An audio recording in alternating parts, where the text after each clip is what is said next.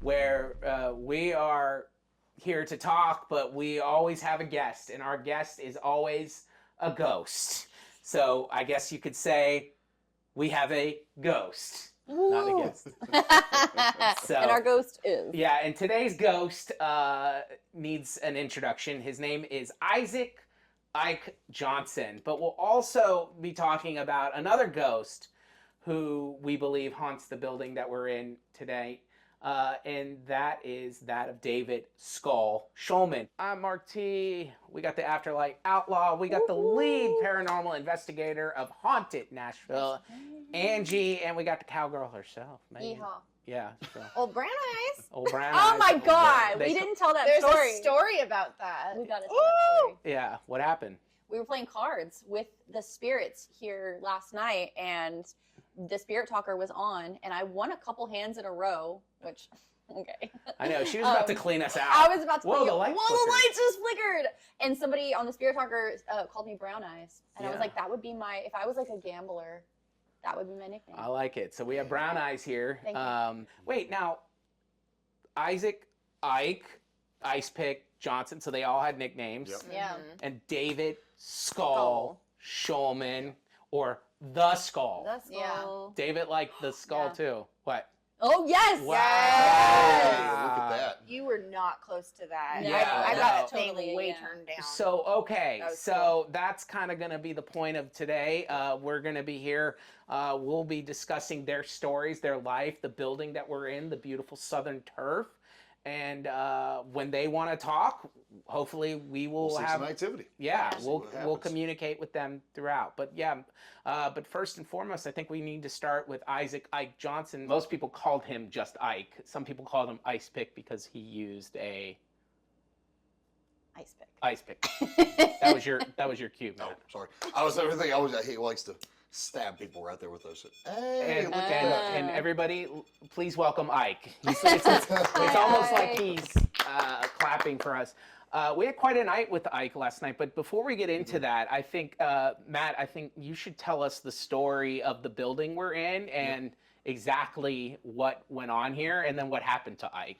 Yeah, of course. This building was established in 1896, and it was originally built for Ike Johnson to run this building. In this, see, there we go. Confirmation. I know they usually And- love when they hear their name.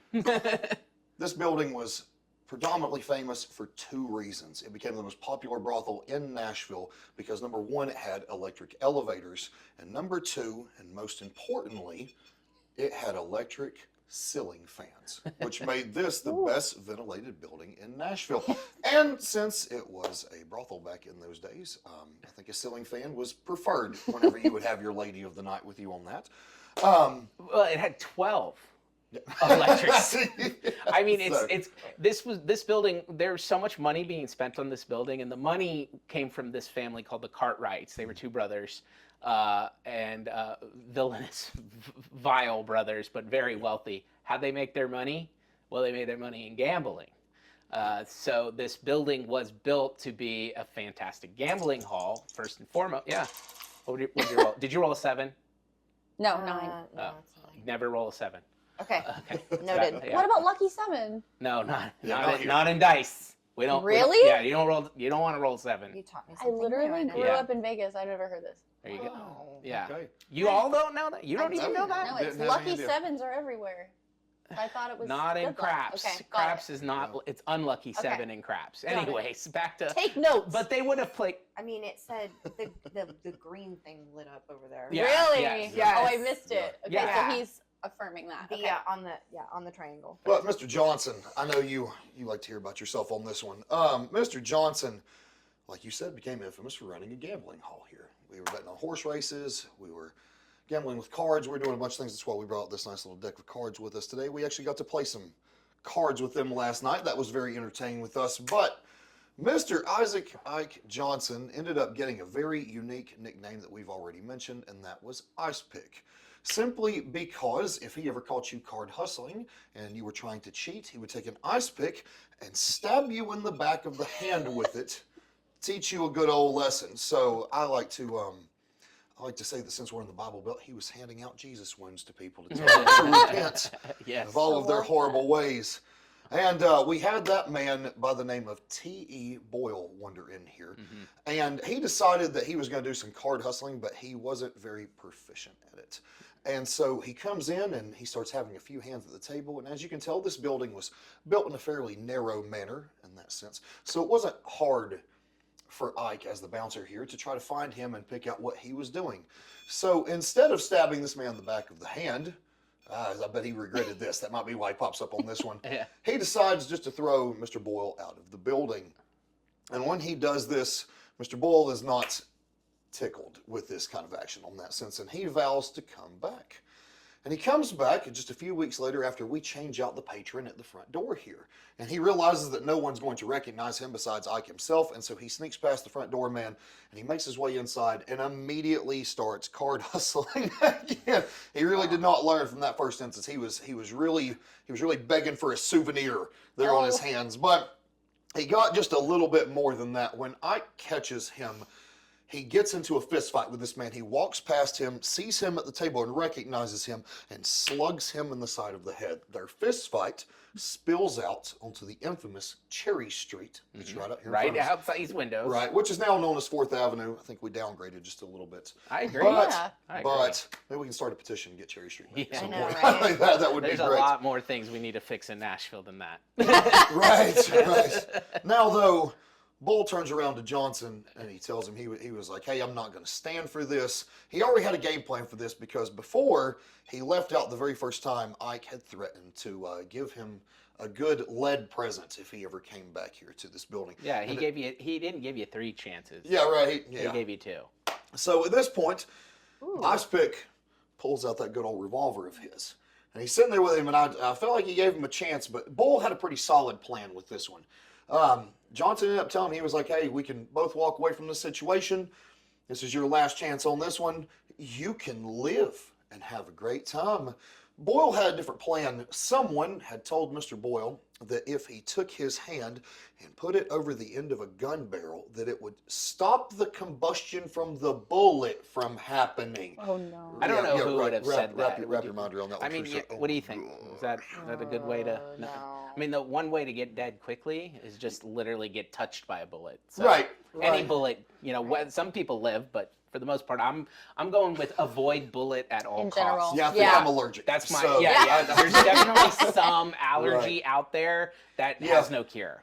That's what I was thinking too. Yeah. But as Johnson's got that gun pointed at him, Bull simply reaches out and just grabs the front end of the That's Matt. barrel. That is me. Yeah. That is me. He grabs the front end of that barrel and he was like, "Ha ha! What are you gonna do, Johnson? What's your game plan now?" And Johnson's game plan was simply to pull that trigger. Boom! I don't know if you thought that was how it was going to end or not, but at that point, it not only split this man's hand in half, it blew out his elbow and then blew out his shoulder as well, and then went all the way into his chest. He was turned a little bit sideways Ike there, likes the story. and it came straight up and came into him there. So at this point, Mr. Boyle kind of had the realization that he was dying. Go figure. And so he ends up wandering down the alley that comes right down here behind the southern turf, and he was pulled into a location now known as Bobby's Garage, which is a small dive bar, and it's really cool, but you can still draw on every surface down Yeah. there. So it's great. Actually, for I have to bachelor point parties. out on a tour. Yeah. Have you noticed there's an outline of a body? Mhm. Yeah, on my tour. Ah, I got somebody to lay down, Oh, you Did you really? and we outlined them on the Nice. floor, That's so literally at the That's spot where amazing. he would have died. That's it. So if you've ever seen that outline, Yep. that's one of the things we do on our pub crawls. We not only take you the story, we'll make Let's you. just show you where the bodies We'll were. let you pretend to be the dead body. So I want to do that. When Yeah. he was pulled into Bobby's Garage, though, that used to be a used furniture store back there in that time. And they tried to plop him down on a couch where he ended up dying there. They moved him to the floor after that one. Till this day, there is still a bright red velvet couch that sits inside that building that kind of signifies the blood stains from him laying in there and dying on that piece of furniture. Wow. Well, I think what's interesting about that story, and obviously we'll get back to Ike, but Ike, you enjoyed that, I assume. Uh, people ask this all the time of us: is how do we find all this information? We must read a lot. My first answer is we're nerds. My second answer is we do the investigation. And we happen to have our lead paranormal investigator here, as always, Angie. Angie is the one who always uncovers literally the ghost first. And then I usually go back and find out who the ghost was. Tag team. Yeah. The Bam. dream team. So that's kind of how we've come up with a massive amount of stories that we have for you on our tours. But in this case, you literally just walked into Bobby's one night. And what happened? So the bartender that I talked to, she's no longer working there, but she was great. She was so nice. And I asked her, I just walked in one night after a tour and I sat down and I said, is this place haunted? And she goes, oh, she's like, so here's the thing. I don't necessarily believe in this stuff. I'm like a really like analytical person and Like, Wow.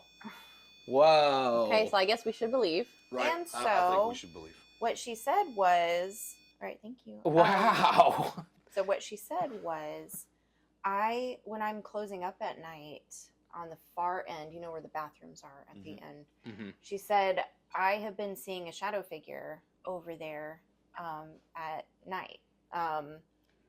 And it's usually when I'm alone. I'm by myself in there. I'm trying to close up. And then I'll catch it in the corner of my eye and I'll look, I'll just see a glimpse of someone standing over there and then it's gone. And I said, can you describe it? You know, and she's like, well, tall, like completely, like a complete shadow, like very dark. You can't see anybody's face or anything like that. But it's, you know, pretty consistent. And then she doesn't work there anymore. A few months go by. And then now there's a new bartender there. And I asked her, hey, is this place haunted? Right? Just kind of opening up that conversation with her. And she said, interestingly, I was closing up one night and the jukebox over there in the corner, I started hearing the buttons clicking on the jukebox. Whoa. And there's a song that started playing automatically. No one was in there with me. I was by myself at the very end of the bar, and a song by Journey started playing on the jukebox. Don't stop believing. Get it? Yes. Yeah. Get it? I don't like puns. Right. Me neither. This isn't gonna work out then. Never. Yeah.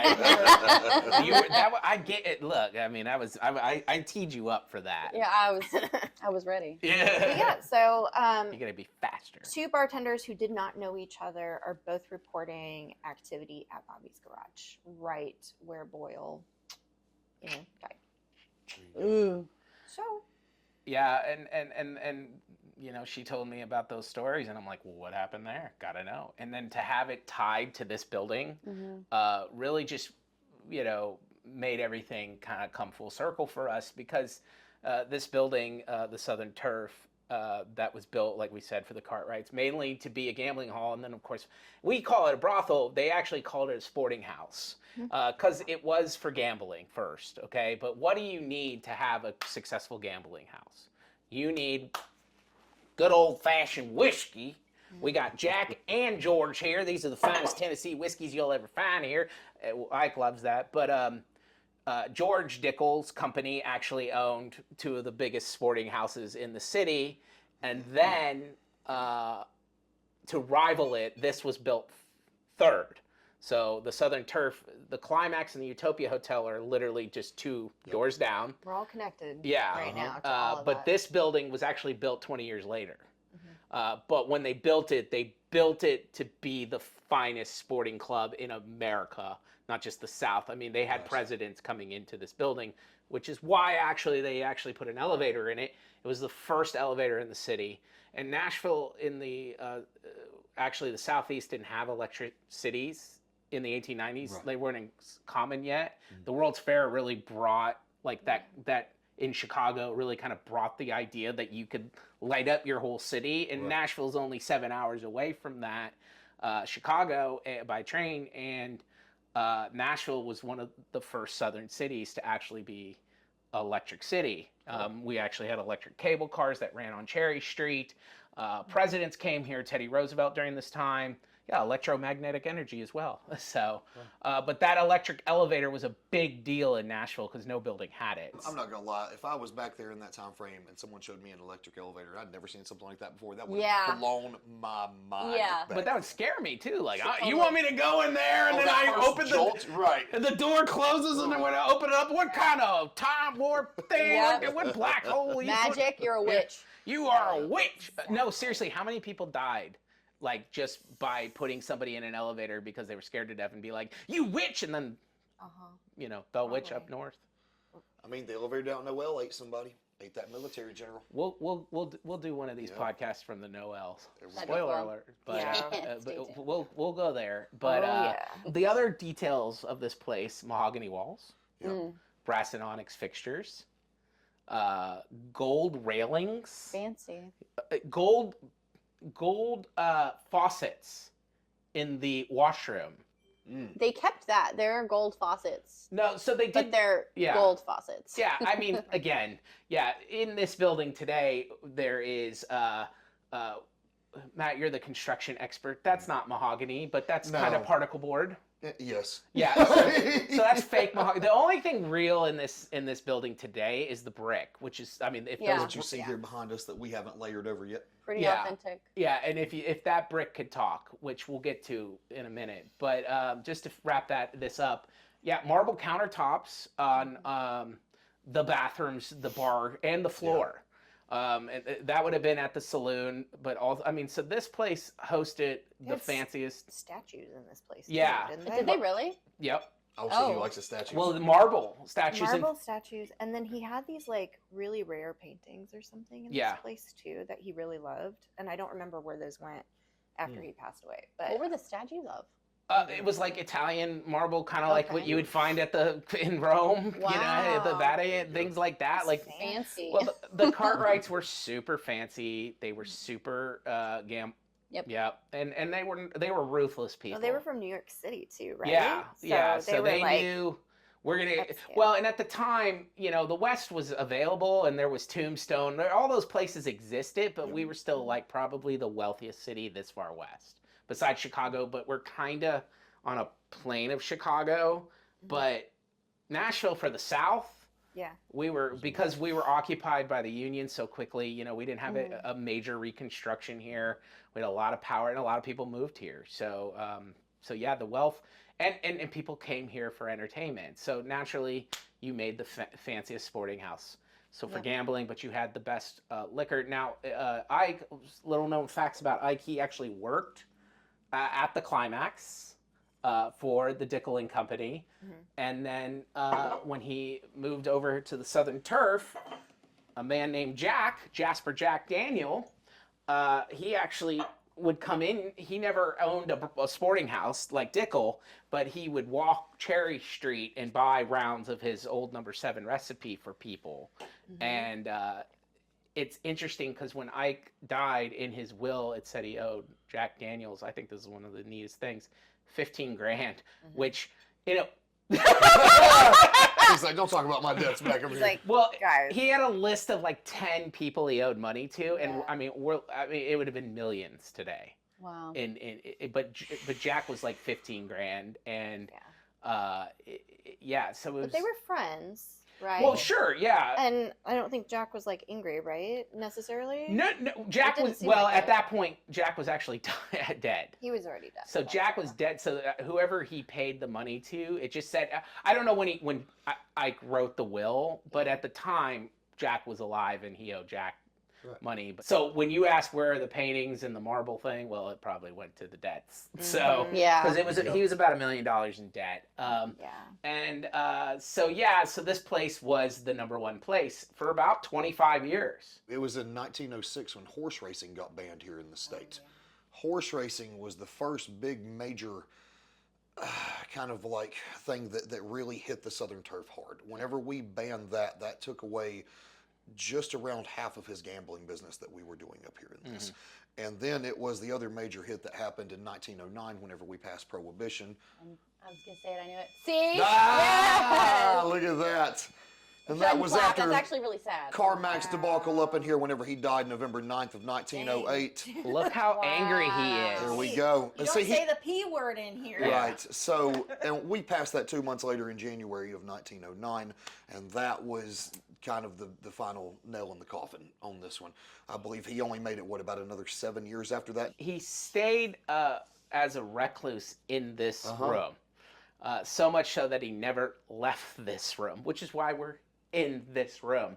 But when he did come out, he would walk Cherry Street and he'd be like, I ain't seen you in a while. That's how they talked back then.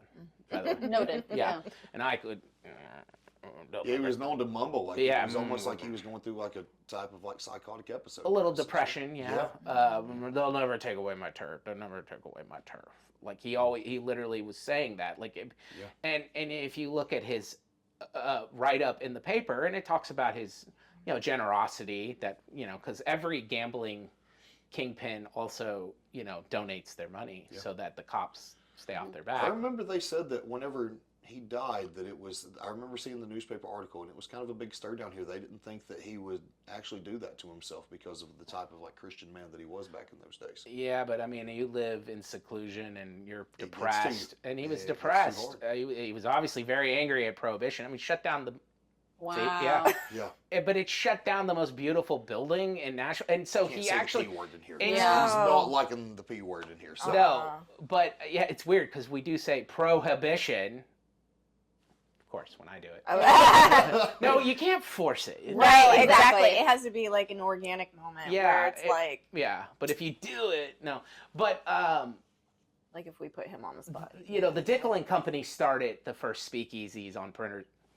He doesn't like George Dickel either, by the way. But the Dickel and Company started the first speakeasies on Printer's Alley, which Printer's Alley is literally the alley that backs up to the basement of this building.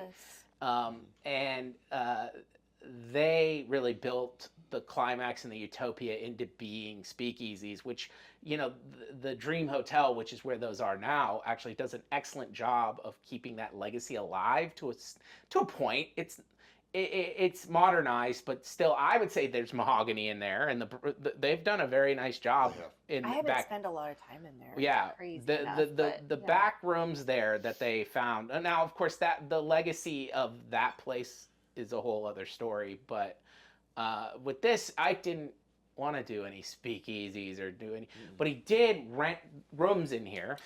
I actually think that's why he ended up giving Skull so many problems whenever Skull took over the Rainbow Room downstairs. Interesting. Well, we'll get to that in 2 seconds, but I like your theory there. But yeah, there were rooms that he rented out to ladies that used to use those rooms. There were a lot of rooms in this. They were, and there still are. Yeah. So That's a long hallway. yeah. It is. Yeah.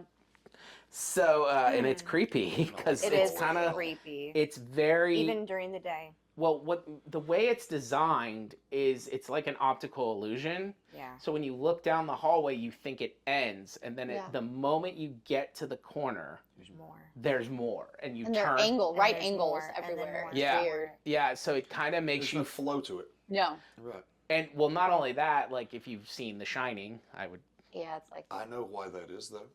Back in those days, and this comes from some of my previous work and stuff like that, they would actually build buildings in right angles like that. And specifically because they thought that mental illness could travel via air. And if you blocked a building down, like what they would do is they'd build buildings in blocks coming down, and they would take the worst patients or the most afflicted people and put them on the ends of the building, and then they would put the healthiest people up here. And they thought that they could control the airflow that came through the Wow. buildings, and it would stop the spread of mental illness back in those days. okay. Have we Wow. disproved this? I'm just I kidding. don't know. Right? All I know is Maybe this, they were I've- on something. No, I'm just we kidding. thought that now I'm things scared such of as- right angles. Right. Right now, we actually thought that things like anxiety were considered mental illnesses back in those days. Well, Yeah, now we're all anxious. I mean, Yeah. I think Everybody's anxious You should have today. saw us setting this up. So this kind of goes back to that time period styling, wherever we would block things down, and they thought that those counted as like separations in the building. So if they wanted to trap something in there or they wanted to keep something back, it was generally just the common practice to kind of square it in that sense. Fascinating. Yeah, really Okay, we're interesting. learning so much here. Wow. We should kill Ike, right? Because he's got to become a ghost. This is how we make him a ghost, right? What do you think, Ike? It's with Ike, do you want to tell this story? 38 special. Yeah. As I was saying, we're getting to, he spent 7 years here as a recluse. The Tennessean, bought this place in 1914 and they turned it in. And it made sense because Printer's Alley was in the back, and Printer's Alley really became Printer's Alley in 1870s. I mean, they were doing a lot of printing in here, and so the Tennesseans like, let's have the nicest building in the entire city. Also, shadiest crap of all time, Tennessean. Yeah, I know, Ike, you're pissed. I know. Yeah, trust me, I get This is so insane. it. This Crazy. literally happens when we talk to Ghost, and I'll put that out, Well, and 'cause- we'll tell the story, and then they respond to everything we say. The Tennessean was established in 1907, and that's how Carmack became the very first editor-in-chief of them. It was 1 year after horse racing was banned down here in the city. Right. Yeah. Well, and what was the Tennessean known for? They were the pro-prohibition. Mm. The banner was the, Mhm.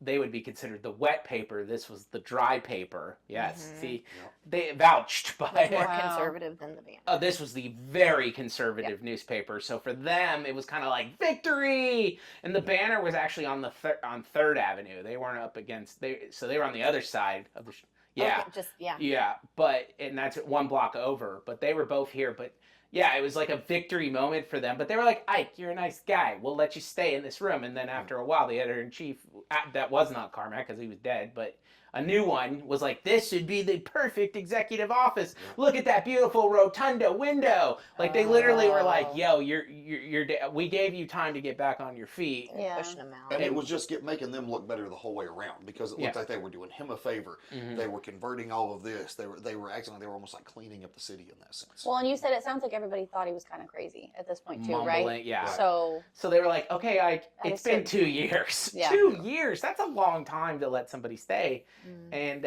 Ike said, over my dead body. ooh. Who wants to take it? Who wants to unalive him? That was when he came in here, and like you said, it was on February what again? 3rd, February 3rd. 1916. Yep. He was sitting right here amongst us and took that infamous 38 special that he had and gave himself an injection he didn't need to have and ended up splattering his brains all over the wall in here. Yeah. Who found him? Do we know? Well, The details? from what I heard, people were coming up the stairs, probably down heard the it. hall. Heard They it. heard it, and they didn't want to. Mhm. They were worried to look in here. Right. I would after it be. happened. Yeah. Yeah. But it was 10 a.m. on a Thursday, and there were people all over the place out here shopping. Ooh. And so there Yeah. were plenty of eyewitnesses too down on the street. Right. Well, and also this was the Tennessean newspaper. Wait, did he never have a family? Now I'm starting to ask questions I've wasn't never thought of married. before. No. He never married, never This had was his children. family, This was like- it. Yeah, this was it. This was his. This was his life, like his passion was Yeah. here in this. Well, and I've always said, he spent his entire life working on Cherry Street, whether as a bouncer, just a do boy, type person. But like Dickel's company put him under his wing, so no telling what kind of deal, because Dickel's company actually started in liquor smuggling. Mhm. So there's no telling what kind of stuff he was into as a child. And he was 66 when he died, so he lived a very long life. And he had 25 years in this building. So Prior to that, he was actually on Market Street. He had there was a bar down there for a little Mhm. short time, and then again on Church Street, the Anchor. Mhm. He had that place for a little while. Mhm. But this is where he spent the bulk of his years as a bartender. I Yeah. believe. And not just a bar, the proprietor. They Proprietor. literally says Southern Turf proprietor Ike Johnson. And that's how he was Wow. known. That's everything. And the paper had a huge, write-up of him, talked about his generosity. But I always point out the 3rd headline. Because, back then they had major headline and then subheadlines. They had 5 sub-headlines. The third sub-headline was Unusual Fellow. Yeah. So, Sounds like he snapped at some point, and he kind of had a mental break. And Yeah, the paper said that he was a really sensitive individual, and he did he took care of animals. He had a parrot at one point, I believe, and he used to feed the squirrels and things like that. And great. he was very sensitive towards animals and children and things like that. And then he did give people jobs when they were down and out, and so there was a lot of sensitivity to him. So it's I think he took things very hard here, That's a lot of parallels with Skulls Below this. A lot of parallels. you're noticing, right? Yeah. A lot. I Same was like, thing. did they follow the same life path Right, on this? so- What? that's weird. And I think it's important. So Angie, if you will, or Well, Hey, it's hey. after Ike dies, 2 years later, Skull, yeah. is So who is born. Skull? Tell us about Skull. David Schulman. Yeah, David tell us about Schulman, he pretty much grew up in Nashville. Yes, when he was born and raised here. He was in World War 2. II. Uh-huh. And then he got some money from the military, and first thing he wanted to do is start buying up some buildings and open up these bars. And he was a paper boy down here on Cherry Street when he was a teenager. So he was very familiar with this area and had a love for this community already. But then he became the mayor of Printer's Alley. He opens up Skulls. it's entirely possible that Skull's here too. I by the know. way. We got So- the poodle out, and we told him last Yeah. night, come upstairs because we brought the poodle. And Skull loves attention. Yeah. So I think he's kind of You upset. said he was a feisty guy too, and I Yeah. didn't know that about him. Well, until last night you told me. sweet, but Sweet, but also feisty. as he got older, I mean, like you do, you get older and you get a little more curmudgeon. Don't mess Yeah, with you him. get a lot Yeah. of- Yeah, so there are a lot of people who are young and in their 20s and 30s who knew Skull when he was in his 70s and 80s, and that would have been the crunchy old man. Now he was a smiler and he had poodles and he was the sweetest man. But yeah, he always and it's funny because you can read little excerpts of him in the Yeah. Tennessean of little blurbs of things he would say, Mhm. and they were always very crotchety, cranky things like baseball team. I just hope the damn Cubs come in, because he was a gambler. Mhm, He mhm. was literally his entire life from the time he was a kid doing dice games probably in the back and Yeah. fucking poker in the And He started I- from a very early age. Yeah. I thought it was interesting that when he was a kid, when he was selling papers, he was smuggling alcohol At the age into of the 12, buildings in his newspaper bag, right? Yeah. In the wagon or something. he would Yeah. wrap your moonshine up in the newspaper and then deliver it to your front door on that. Well, and That's not just so that, he cool. sold it on. Yeah, right. Skull's right. here? That's interesting. Skull, if you are here, you can communicate with us. We come with love and respect. This is your building just as much as it's Ike, as far as I'm concerned. So, It's a long Interesting time. tidbit about him is that he actually went off and got his engineering degree before he went I didn't off. know Yeah, that. he sure did. Yeah. Went to World War II. It was he got his nickname at the age of 8. Is that not right? yeah, around the time. I mean, the There's- details of that There's is so many Kind of skewed theories skewed with theories. this. Mhm. because he literally. The Skull name does come from a cracked skull. Yeah. Yep. How You he know died. The theory is, it's not a theory. It's pretty well known. I mean, he worked for the Tennessee Volunteers and not the college Volunteers, but there was the baseball team at the Baseball. time was called the Tennessee Volunteers, and it was at Sulphur Dell, which is literally it's a good half mile north of here. But he worked for them. So maybe Skull's here too. He to might vouch be for me. And he's like, visiting. man, you know a lot about me. I'm like, I do, Skull. Heard But my name.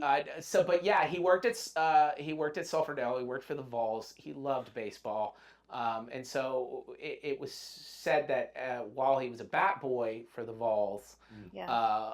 one of the guys it was either a ball or a bat. Yep. And but something flew out his head and cracked his skull when he was a boy. And so they all used to just call him Skull. Now he hated Scully.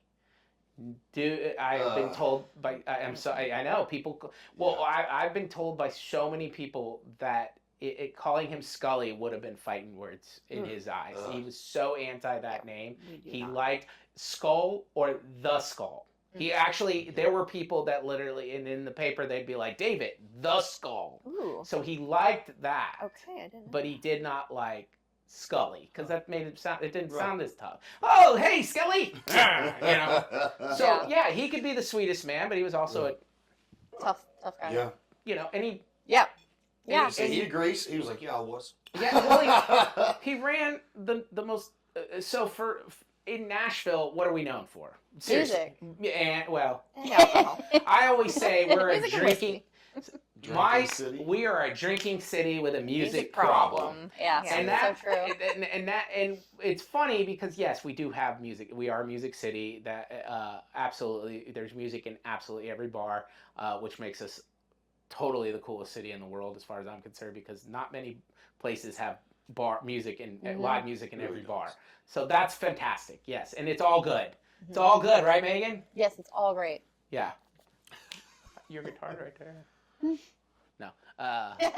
It's I all don't good. go anywhere without the guitar. Good. No, that's your tool, man. But it is drinking city with a music problem, and this man ran not one but like 5 nightclubs Yeah. in its heyday of the 50s, 60s, and 70s. Yeah, he 5. was very Man. prominent down here. Yeah. Before all that, I mean, at the age of 30 in 1948 was when him and his partners actually bought up Skulls. Yeah. And I always thought it was so funny about why he named it that way, because he wanted, like, named it the Rainbow Room Uh-huh. because he wanted you to be over the rainbow. About Yeah. going out I like that. wondered That's a about good that, one, where yeah. the name came And if you from. go down there and look, there's still that pot of Pot of gold gold. right there beside the door, because I mean it's still the treasure at the end of the alley today, like the treasure at the end. Yeah. Yeah. Yeah. Like, it's- Well, it's I love it. interesting. Yeah, because when you, like in the movie, and they were using that thing with Technicolor back in the day. They used to use Technicolor. But that was very wild when people saw that. I mean, it was witchcraft! What is that? Just like the elevators. So, yeah, witchcraft elevators and witchcraft color movies. But basically, that was the sense. It was black and white, and then when she got to Oz, it turned to color. Yeah. Because she went over the rainbow, and the Yeah. rainbow colors were there. Amazing. Yeah. And that's literally when you entered the rainbow room, you were stepping into like Oz. Yeah. That was the whole thought process of Nice. the thing. And then he used rainbow in everything he did. He used to, when they came out, spray paint his little poodles, which that's why we have his black poodle here. Put them on those rhinestone leashes. Yeah, he wore, and Rhinestone Cowboy really, there were lots of, country and western stars wearing what were Yeah. call nudie suits at the Yeah. time. Mm-hmm. I know. Yeah. Well, Drooling. yeah, no, bedazzled. they're so beautiful and Yeah. fantastic. And he actually had 15. And how, Nice. Yes, you Right, he did. was like, yeah, I did. well, and how he got them, he used to arrange country stars to go to Vegas. Because he really brought country music to the because obviously he wanted, casino Yeah. deal. Because if you go back and read the newspapers, you'll see how he's gotten busted for multiple running illegal casinos on Printer's Alley. And the man was in and out of jail. I mean, the guy's a legend. Yeah. Like, we can talk about a man named Skull that owned the Rainbow Room, and just right there, you're like, oh, tell me more. Yeah, But Yeah. still, like- the parallels between Ike liking animals and him having the poodles and really showing them I off. know. Right, and generosity, and hiring people that were on bad things, all Like the homeless Skull did. people that would come in, Yeah. he would give them jobs as bussers or bar backers, so that way they could get back on their feet. But that kind of ended up being his downfall too. Look, So- there are, Ed and Lorraine Warren talked about not just demonology, but there are metaphysical planes where they believed in reincarnation as well. Mhm. I don't. Okay, so interesting. Yeah. Thank you for speaking to us about that. Again, you can try to answer our questions as best as possible. We'll communicate yes or no, but I'm curious. We talk about Ike, beep beep. We talk about Skull, beep beep. Mm-hmm. 2 men who we've just explained lived parallel lives, and then in the end of their lives they died violently because the end of Skull, was tragic. yeah, and still up for debate, the motive. Right. The motive, of course, that was that case closed. We caught 2 vagrants who were heroin addicts. A robbery gone wrong, basically. Yeah. Right. And went away with $45. But here's the thing. Why did he have all his expensive jewelry still on? Why did he have still have those $1,000 shoes still on? Why did he have $1,000 shoes on? Why did he have? I don't know. Why did he have all the skull stuff? He had the gold-plated skull Why didn't still they on. take the nice liquor from Hot? Why didn't they take? Yeah. Why did they just take $45, which was random? And then how did you disappear if you're vagrant homeless people for 2 years on $45? I remember they told us that, we went back and read about that they thought that they could rob him because he would stuff his overalls full of cash. Full of cash. Because he would come in as he took your orders, he would put the money in his overalls. But this happened right whenever he came into the bar. Yeah, so he wouldn't have that much cash on him. Right, and I was just like, well, that and explanation never So made that's a lot of why sense he had to me. $45. Well, And again, it doesn't make sense that they would come in around 5:30 p.m. before the registers were full of money. Right. Well, Like, they thought that would have been. That, why wouldn't you come in at the end of the day? when there was Exactly. more There money. was a lot of Money. inconsistencies in Right. how this was. Well, in played doing it in out. this broad daylight, yeah. Doing it in broad daylight, you Mhm. know. But the crime too. If it was a robbery gone wrong, you could have just taken a bottle and hit him over the head, Right. cracking his. Skull again. Yeah, thanks. That's not a pun, but no, I mean that's a sad one. But that's technically all you could do. But Sounds personal. This is very well. It's even more personal. They cut his throat. Right. Six Yeah. times. Right. 6 times. Yeah, Six that's like times. a Well, it's a six. dull steak knife, so it's Well, just 6 ligature marks. Yeah. But it's a crime of passion. Right. Mm. Like And- someone's mad. There's emotions involved. But why? But why? Right. Because the lookout was the man who, according to police reports and the confession, the lookout was the kid that worked for him. He was a guy that worked as a cave. Yeah. And he worked for him. He was a busboy. He's not the murderer. The murderer was a 17-year-old kid who had mental problems. Okay, but like. Because I remember Skull had tried to break a beer bottle to defend himself on that. Absolutely, And yeah. tried to stab that child. He wouldn't have gone down without a fight. No, absolutely not. But like we all know, they came in with that dull steak knife and cut his throat 6 times on that one. Mhm. And then whenever they got down on the floor, they took one of the liquor balls and beat him until his skull cracked back open on that. And then that cigarette vendor found him 25 minutes after that ended up happening. And Sweetie was with him in that. His last remaining poodle that he had there. I didn't know Sweetie was there. That just makes it sad I hate- for I some hate reason. when That is No. kind of the hard part of all of this. I hate That's- Sick now. I hate Poor Yeah. dog. Sweetie has been noted to haunt the alley ever since that ended up happening, and then Skulls was shut down from 1998 when that happened all the way up until it was like 2016 or somewhere in that Yeah, range. In that 2015. What's sense. the story with that? Like, why was it closed for so It was long? used as a storage But was it facility. intentional? Like because this murder happened? I think like, so because it was never. People have told me changed that everything. the people. It was the Blues and Boogie Bar who opened it back up. The owners of that, which have been there since 1994. New Skull, Saul Skull, was there the day that the murder happened. I mean, the bar was open. They said a lot of things would happen in that bar while it was closed up as storage units. Right, but they were using it as a storage unit. It was cold in there, but there, I mean, there was no electricity on. But they would say even in the dead of summer, it felt like a meat locker every time you went in there. wow. And again, this is the basement of the Southern Turf. Right. And we know there are so many hauntings that go on here. I think it's the most haunted building because it's not just a place where Ike unalived himself. It's not just a place where Skull was murdered. Right. So we, again, have the parallels of Ike and Skull. Yeah. It's not just that place, but it's also a place where we had violent things like T. Boyle, and we also had, but not just that. I mean, that's probably one of 100 Many. stories. Right. And then a syphilis outbreak. Right outside here, right? You Well- said in this alley they would come and collect. Right, because they were from the girls that worked on Cherry Street, and so the whole street had multiple, not just women, men too, because during the Civil War they had to legalize prostitution in this. Wow. That's not me. Yeah. During the Civil War they had, I'm talking about a pretty It's- gross yeah. thing. fighting. And during we're the Civil 4 blocks up from the river, and that's Yeah. where a lot of them were coming in. Right, they'd come off the boats, and there was We were disease. a There was port. cholera on those boats too, because the pigs carried cholera, and they got into the water, and that's what got you cholera. Jesus. Yeah, there you go. Well, now we have ways of curing cholera. But anyways, with syphilis, they legalized prostitution in Nashville, first city to do that. Hey. Go us. Hey. Yeah, and because because more of our boys were dying of syphilis than bullets during the war in this area.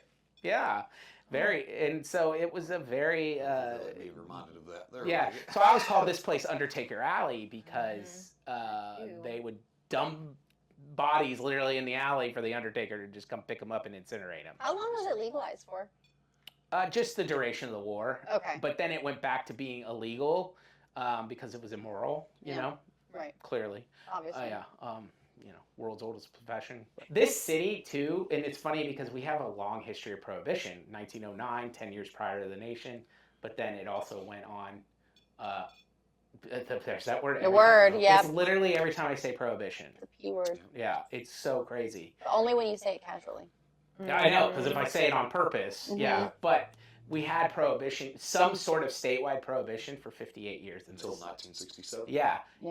and Skull was a part of that. So he was running illegal liquors, and he'd get raided all the time.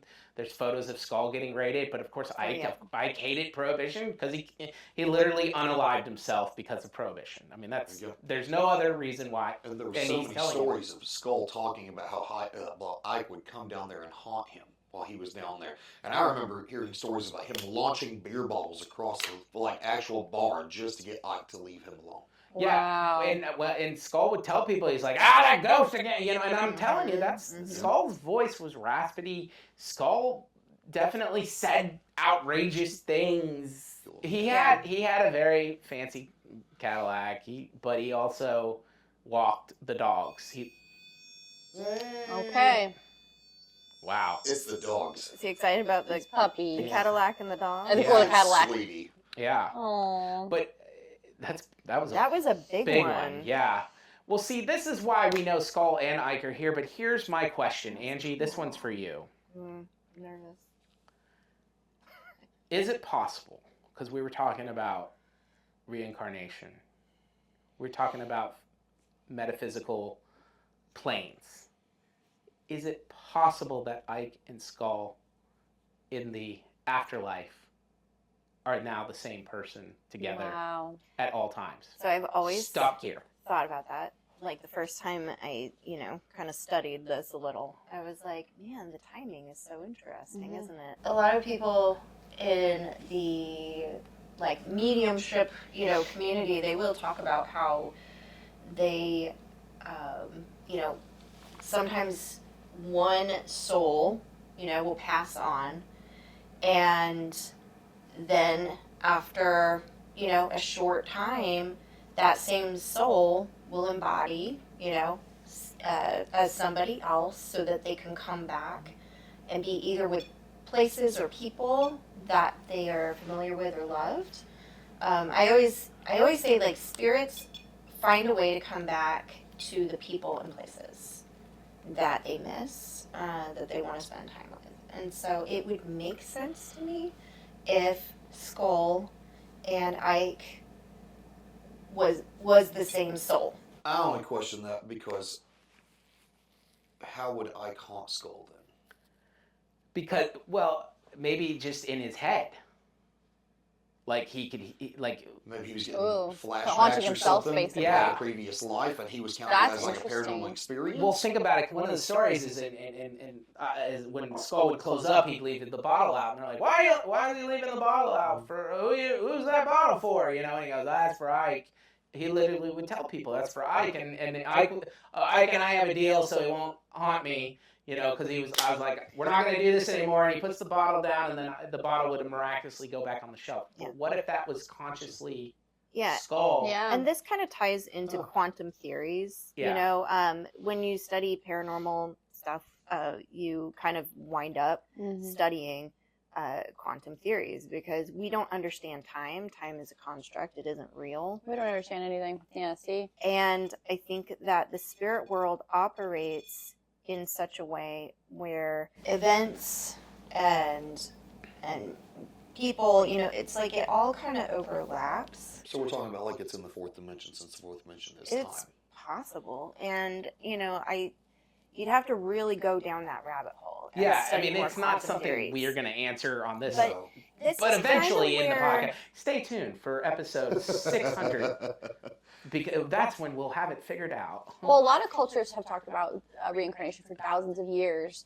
So I don't think it's a new concept, but a lot of them theorize that you can like choose A, to come back, Right. and then B, who do you want to come back as? Oh, that scared me. So it's just an interesting thought. I wonder if Ike wanted to come back and try again, and he like chose, I want to go exactly back where I was and do it again. Unfinished business. Yeah. Unfinished business. And then he lived the same he life. lived the same life basically. And then wound Yeah. up here. That's actually not that crazy if you think about Yeah, and I think, there are people who can do like, it. I'll take it. there are people, I am not one of those people. Agreeing or disagreeing, one of the two. There are So. people who can do past life regression work and find out if someone is the same I've heard of person. that. Yeah. Mhm. So I don't do that. I've never tried it on my own, but there are people out there, I don't know if you know anyone, but who can do past life Yes, regression to find out, is this the same person? Is the spirit of the building, the entity of the building itself intertwined with Ike and Skull? Is it all the same person now? It's like how the Dalai Lama is chosen. Because whenever they find a child that has been reincarnated like that, they'll bring the past artifacts from that person, or like they're kind of like things that were tied to closely in their life, and then they'll use that to test the children to see who the next Dalai Lama is on that. Yeah. So yeah, that's very prominent across several cultures. So, Yeah. I mean, so what I'm thinking and theorizing may have legs. 100%. I think we all agree. Well, to end this discussion, I mean, that was great. I mean, I think we really hit the I nail. think we solved this thing. Yeah. Case I closed. think We we figured it realized that the Well, B word is now the new. We the did new- come Yeah. and do For an big investigation. This is a building that's never been investigated. I mean, it's being used as an Airbnb. It's being used as an awful Italian restaurant and a very amazing. You did not just say that. Well, no, I did. I mean, look, I'm an honest tour guide. You Yeah. can say that. true. He's Italian. That's right. Right? Well, not just that. I'm a tour guide here And you're the Yeah. tour in guide. this town, and part of what I got a question though. Do they have to tell everyone that he offed himself in here? when I they don't go? know. I mean, I would assume. I would hope they would tell people that. I don't think they do because they No. don't publicize this as you're getting a haunted room, No. But the This isn't the Union Station. yeah, Right? yeah, So- they're not trying to. It's Do the they same as the advertise Hermitage I don't know Hotel. that, though, you know. Well, it's the same as the Hermitage Hotel. That hotel's haunted, but they don't. They're a 5-star hotel, and I think you would. Yeah. I actually think it's actually written in the 5-star diamond. You cannot be haunted, so please don't tell people you're haunted. No, They would lose. That's a joke. I know. That's so cool. Though. I They just don't want to. They just don't want to. What about the Noel? Do they embrace the story? they Do they advertise it? no, none of these hotels. No, advertise because they're it. not going to make any money. Because I think it's like a niche market of people that are spooky like Yeah, us, that are right. like, yes, I want to go. Yeah, but most people are like, no. Yeah, but You think? the people that spend money for these places, because Yeah. it's a pretty pricey place. Yeah. Now all the decor is cheap and not. After you this told me is all everything going that in used my to be in review. here, I was like, No, but I'll tell you I straight. know. Yeah, I know I it's like not this living now. up to the hype, right? But the brick is. But I mean, as a tour guide, it's important for me to say what's good and what's not, and be Yeah. authentic about that. That's what we've always, as our company has grown, we've grown because we are local, we are authentic, we are organic. Yep. We're not going to tell you made up things, and I will tell you straight up, the best steaks I have. Skulls last night. Skulls is delicious. Oh my gosh. You're gonna get a Thank you, fillet, but Skull. also their double bone-in pork chop is one of the best pork chops literally ever had.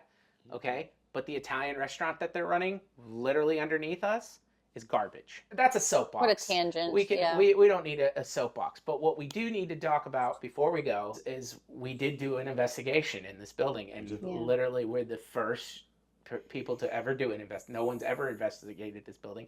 They've never promoted it as a haunted location, but Skulls has been. They do tell people that Skull and who he was and was murdered here, but they never talk about Ike. They never talk about what this building was. They never talk about things like that. And I think it's important because it is part of Nashville history, and it's a gorgeous building, but it's extremely haunted and very dark, evil things happened here. So we had to investigate, see if people were trapped. See if people wanted to be released, wanted to go somewhere. We wanted to help guide them.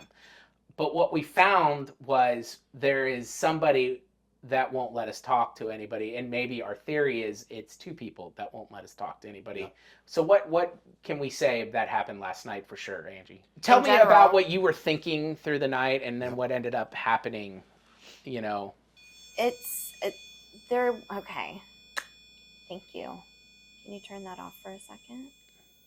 It's almost like it doesn't want us to tell what's about. Yeah. And that might be what it is. Because getting out about we had to ask a question. Talk about that. Like I was just, days in and days ago, before we did this, I was just like sensing Ike is, very protective, of this space, and he was, saying like, because this place is full. I can just kind of feel it. Like it's full of, the working girls and things like that. And so I was like, I wonder if we can talk to them. And I was just sensing that there was like this kind of blockage. Like you can't talk to them. You got to come through me. He's really protective of them. And so I thought, well, he liked whiskey, and, of course you have to pay, and what I kept hearing in my head was, you got to pay if you want to play. And that was coming through really strong over and over again for, just a couple days leading up to this. And so it was like, okay, we're going to need some whiskey, and we're going to need to put some money down on the table to have fluent conversations with all these folks. Because I think that the working girls are bored, and I think that they want to engage, and they haven't been spoken to. And I think he can kind of take it or leave it. But that was the one thing that I was sensing. And when we were like, doing the Ouija board session, it was like I saw it around us, this like circle of light around us. And then in the back of that corner, I just see this woman standing there and very despondent. Like she had been through something, she was grieving, and she wasn't going to come forward and talk. And I felt like Ike stepped in right there again. But I don't know what their connection would be. Well, I mean, if there's a woman, Ike felt he was in charge of women. Right. And in Skull too, Skull ran not a brothel, but Skull ran a dance club. Yeah, the burlesque dancing. A burlesque dance club, but then it turned into a full nude bar. Like when he died, it was a full nude bar. Yeah. So Skull was also in the sex industry, the bootlegging industry, and the gambling industry. God, they are so much alike. It's so Ike crazy. Ike was in the sex industry. Ike was in the gambling industry, and Ike was in the bootlegging. Well, and I mean the alcohol business. Right. But so yes, so both men again maybe felt like you couldn't talk to the girls because they were protecting the girls. That was their job. Yeah. They protected. In fact, Skull was engaged to be married. Never did marry, but he was engaged to be married to one of his dancers who had a heart attack. Yeah. Well, at least that's really, what they said back then. Really sad. Yeah, and she could have. What caused that heart attack? Because women don't usually have heart attacks is unknown because they didn't really do a full autopsy. How old was she? She wasn't that old. She would have been like in their 20s, 20s, 30s. Yeah, she would not have been. That's almost unheard of. Right. So you would think there was something that probably created that heart attack. Right. Because that's the business. I mean, it's unfortunate, but but that happened in upstairs in this room, in this building. Yeah. She died in a dressing room. Oh, see, I didn't know that. Wanting to go on stage. I don't know. So he never married, but then he spent time with women his whole life. So I think both men felt they were guardians of the women that worked here. Yeah. In the sex industry, whether it's stripping or prostitution. Right. So naturally, your premonition was right. So when we got to a couple things. One, last night when we poured the whiskey out, Matt poured the whiskey out. Right. The REM pod didn't go off until the whiskey was on the table. True. Yep. Yeah. Did not go off at all. And then once it did, and then even when I pulled it away, it was like, bring the whiskey back. There are like these rules that Yeah. they were setting with Yeah, us. they were. They were like, no, we're going to do it like this. Yeah. That even happened again later on. I don't mean to jump around, but when you were doing the Estes method over here, we weren't getting any action until you went and got a glass of whiskey and brought it over. Yeah. And then all of a sudden you had an interesting experience. And as far as I know, I know whiskey can do a lot of things that are awesome. I'm very glad that I left that out for them last night. I was like, you have all the whiskey you Yeah. want. Y'all have fun. When we walked in this morning, Ooh, yeah. it smelled like That's whiskey. what I said. I was like, it smells like whiskey in here. I mean, it was actually nice. I enjoyed it. Yeah, but you're right, and the whiskey. I don't know about any electromagnetic principles of whiskey. I just think it just liked, the offer. That was a big part of their life. I think Yeah. it's a comfort thing. Yeah, that was what they did. It brings Both them men. into like their own kind of realm. Yeah. in that Yeah. sense. Buy me a drink, we'll have a conversation. I noticed that while I stayed here last night, it was a very strange experience. While I was sitting in this room in particular, there was knocking, there was noise outside. It was like there was some sort of constant movement around me at all points in time. And then I went into the bathroom, and it got so much worse. It sounded like someone was actually in this apartment with me at that point. And there was no one here. This is probably right after 1 a.m. at that point. The moment I step out of the bathroom, instantly everything stops.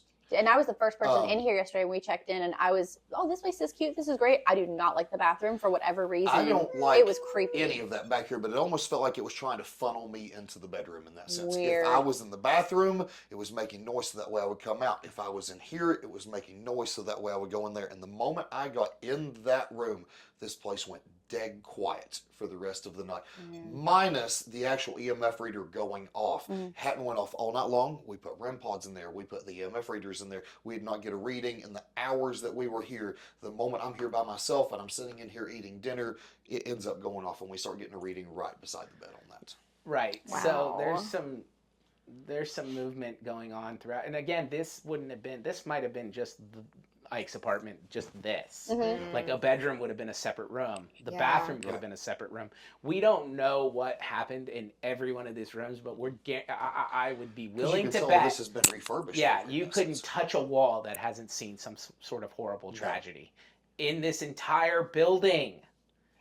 So this building is the most haunted brothel, former brothel, but also, that's why I think it's the most haunted building in the city. There's not enough days in the space-time continuum to investigate this place. Something I thought of last night that I forgot to say is that, now, correct me if I'm wrong, up above us, isn't that where they used to hide the girls during police raids? Yeah, but They well, have it was rooms that up was the there? more exclusive area for that would have been the VIP. That would have been where William Howard Taft would go. I thought this worked like the Climax did, where they would hide underneath false floorboards. Or Yes. is it down? Well, it would have been in thought it was on every wherever their room is. What they did is they designed walls that could slide. So basically, there'd be a hole behind a picture, like you were mentioning the picture. There'd be a little Okay. hole. It'd be a picture. You'd pull the picture aside. That you'd put your finger in the hole. You'd open up, and the girls would go in there like a closet, and they'd be hidden in there. Now, In all of the places here. here's a really interesting thing. Like on the second floor, the rooms down there, if you look online, there are these sections. There's like a section of wall where there's like a tiny little door, like a tiny little opening That's probably where it downstairs came from. Mhm. in that room down there. Which one? The one right under us. Oh, Yeah. interesting. And it looks like a little door, but it's like short. It's like Right. very low to the ground. Wow. We know they didn't like build things with a lot of space back then. They would have been crammed into these whenever they hid in that. Yeah. It was a very just wondering- uncomfortable, claustrophobic, like fear-inducing kind of experience in that sense. Wow. Well, Interesting. and then lastly, we brought out a Ouija board, and I look, people are scared of Ouija boards.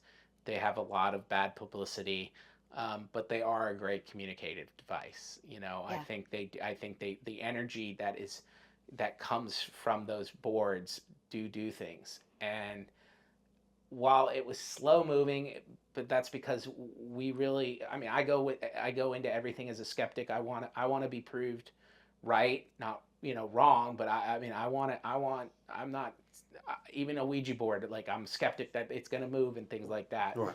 But we all did that. We kept asking the question, can we speak to anyone else? And it went, spelled out Ike's name. well, it went to no first. Yeah. It said no, and then I started spelling out Isaac for all of that, and that was the only correspondence. we Right, actually and none did. of us, let's put it this way, we don't call him Isaac. None of us call him Isaac. I didn't know his name was Isaac. Oh, okay, well, there you go. But that's his name, Ike Johnson. Maybe it's because we don't know him, and it's like a formality. It's like, I don't know you. You can call me Isaac. Right. Maybe. I don't know. You know? Well, sure, we don't know how it. Yeah. I mean, don't yes, know him. it actually on his tombstone says Ike Johnson. Yeah. It does say that. And obviously in his obituary. I mean, so people did know him as Isaac and then be like Ike. But I would imagine, yeah, I mean, back in time, a more civil time, when we just shot each other every day, but we do that. Right? Never mind. But back in a more civilized era, a formal way would have been Yeah. Isaac. Which is interesting because Dave, when we were having dinner and trying to talk to Skull in Skulls, Dave kept calling him David. And I was like, I just thought it was so strange. For whatever reason, Dave was being called to call Skull by his given name. It was that interesting. sentence is very confusing. Right. No, but that's weird because, again, I've never called him Right. Skull. So I kind of almost felt like that was some sort I of mean, David. weird... I've never called him David. Yeah. Yeah. I do it all the time. I say David Schulman. Well, I'll interchange them between Mr. Schulman, David Schulman, Sure. Skull, all those. Yeah. And I'll have to. All I know is anyone I've ever talked to said his name was Skull. Right. So, and Skull's Rainbow Room, everything. Interesting. Yeah. Great stuff, guys. I mean, this was. I mean, again, there's not enough days in the universe ever that we could we could spend a lot of time here. I think we definitely are onto something with our theory. Is there anything else you want to say? I know, yeah, move backwards. I mean, I don't think that's because it's like no, don't go, no. I feel like we've had Ike here. I feel like we've had Skull here. Maybe they're the same person. I don't know. Or the same spirit. But is there any final questions while we have their attention anybody wants to ask? Go for it. I mean, I'm curious to know you guys' thoughts on Angie's theory. Is there any merit to the theory of Ike and Skull maybe being of the same soul?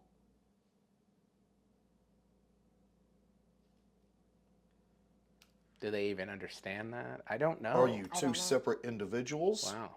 interacting with us in this? Is it Sweetie here with us? I was going to be so happy if that lit up. I There was was a beep, but it was so delayed. Sometimes it's hard to I tell know, what right? it's I trying know to say. the patience factor in paranormal investigating is, Ike and Skull, do you know each other? We're not getting anything right now. It Yeah, I got feel like they really left. I think it's quiet. because we're asking them direct questions. yeah, it's weird. I mean, When we put them on the spot, they get quiet. should we offer one more offering? That's a good idea. One Okay. more. One more. Do you want a drink? Will you talk to us if we put a drink out for you? Wow, it's dead quiet now. Yeah, this thing was going off constantly. All right. We'll pour out some Jack since that's me. Oh, that was you. Okay. That's I was you, like, that's what? Like, that would be crazy. We'll right? we'll pour out some Jack because honestly, again, not to be brutally bluntly honest. Well, there you go. You gotta pour him a drink. Yeah. Now, okay. There it is. No, that's me. All right. Still you. Oh, that was you. Okay. that Are was you on the sure flex. that was me? I think so. On the I- I think it was the candle whenever you just swapped it. Oh, I yeah. see. Okay, well, here you go. This is Jack. Now, one thing I do say on our speakeasy tour and our whiskey tour is there will be no Jack Daniels on that tour because, if you want the cheap Tennessee whiskey, always go with George Dickel. Because a night with Dickel inside you is okay. But when it comes to old JD, which a lot of people know very very well, that's just nothing but a warm cup of piss, people. Are they gonna sue me, Jack? They don't. They Oh don't gosh, care. I'm going to recycle that joke on so many tours. I know. I've given you. No, you might have to. Oh, I know. Edit that out. I have handed you gold on our tours. Okay. Yeah. Just before we go, any last? Let's see what we can do here. Go for it. So ask that question again, Andrew.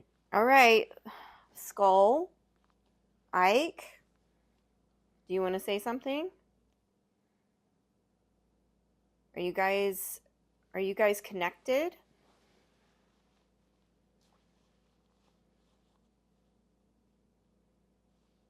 Is there someone in this room?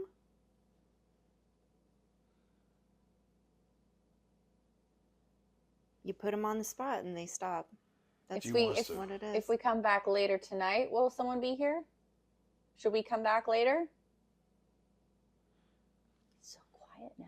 Do we just need to talk about Prohibition and the ladies? I know. I was like, maybe that'll do it. It was so odd that every time I said Prohibition. So, well, I again, guys, I think we really kind of hammered into some great stuff today. I think it was fantastic. This is less ghost.